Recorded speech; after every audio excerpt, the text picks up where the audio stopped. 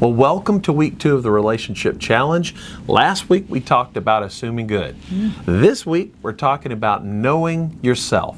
Why would we talk about knowing yourself? Because when you begin to understand what's happening, you become a better communicator, and we learn how to listen better. We listen so much better. So here's the point. I know that you've taught me a lot about this, is that we are physical beings, but we're also relational, spiritual, emotional beings. And when I'm responsible for myself, and I should be, I'm not responsible all the time, but if I'm being responsible, then I learn what I need. Now, we understand that physically a lot of times. If I need to eat, I eat. And I absolutely like doing that. If I need rest, then I get rest, and that's being responsible physically. But when it becomes emotional or spiritual, I think sometimes that's less tangible, and so sometimes it's more difficult to do.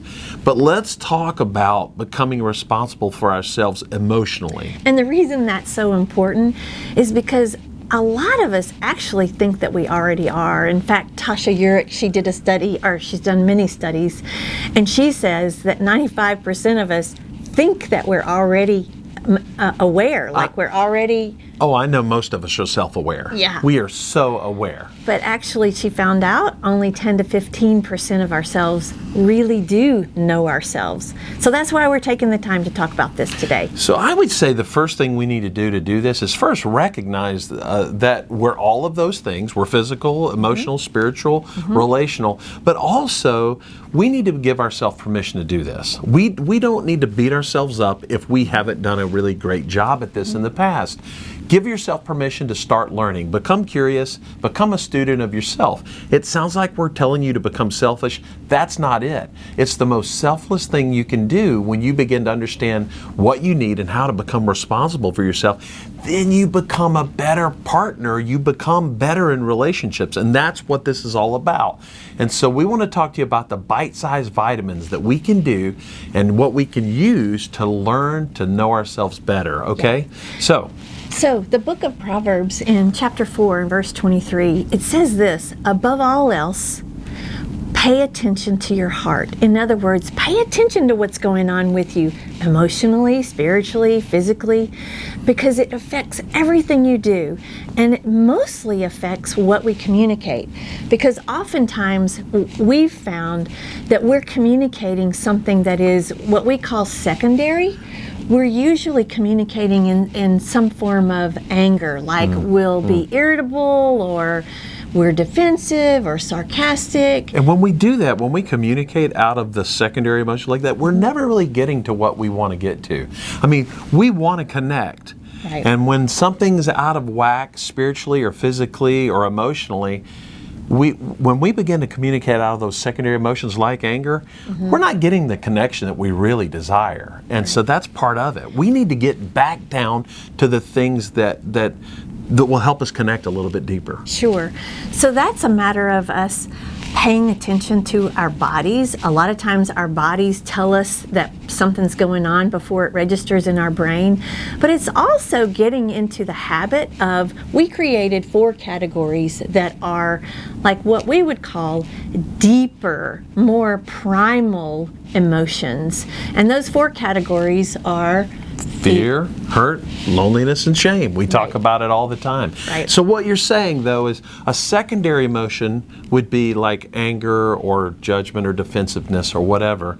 But really what's underneath that is probably one of those primal core emotions like fear, hurt, loneliness, or shame, right? Right. But you know, there's so many other words. Like sometimes people will go, well, I'm not afraid. But we always say, dial it in as tight as you can, because it could be some form of fear. Like you could... Yeah. Like I'm stressed. Sure. Or I'm anxious.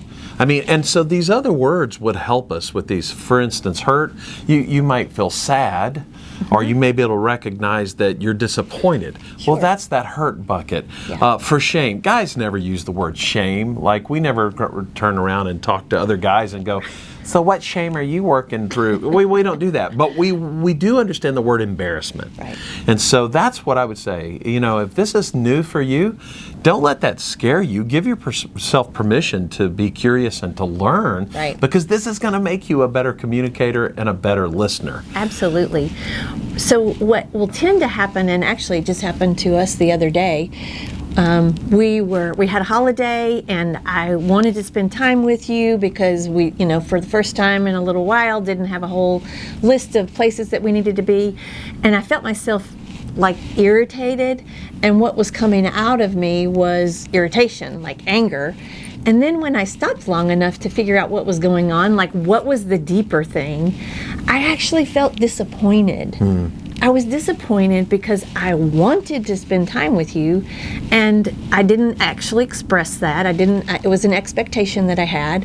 And so once I figured it out, I was able to say it in a way. I was just able to say, I miss you. I was really wanting to spend some time with you. Yeah, because a healthy person who's taking responsibility for themselves physically, emotionally, a healthy person can say, I'm not okay. Sure. This is what I need. And they figure that out. And so this week, that's what we want you to do. In the Relationship Challenge, we want to give you 2 bite-sized nugget vitamins for your relationships, okay? Here it is. First, pay attention to your thoughts. Yes. You've talked a lot about paying attention to your thoughts. Well, I do remember the time. This was lots of years ago, but you were kind enough, I can say it was kind now, to say to me, honey, you're being really negative. Oh, first of all, I wasn't that kind when I said it, because I remember what I said. I said, you're the most negative person on the planet.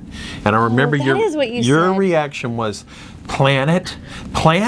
There's a lot of people on the planet. Well, I didn't say it that great, but I heard you. I went for a run, and it was true. I mean, I can look back now and say, thank you. That was a kind thing. You're welcome. Because I did have lots of negative thoughts. So pay attention to your thoughts. Okay, and then the second thing we want you to do is pay attention to your bodies, just like you've already said.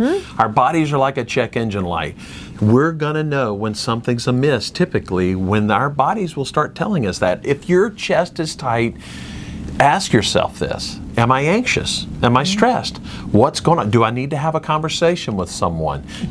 But be curious. And if this is your first time again, just learn to be curious. Ask the questions, what do I need?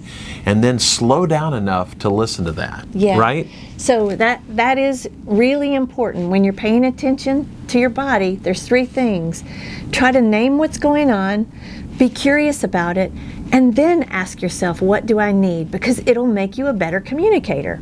All right, we're diving in deep this week, week 2, but let's go ahead and get to your script. Now you can look on the screen and you can see the SCRIPT, your prescription for a great week, but we're going to go through them right now very quickly. First is sincere. Your S word for Monday is sincere.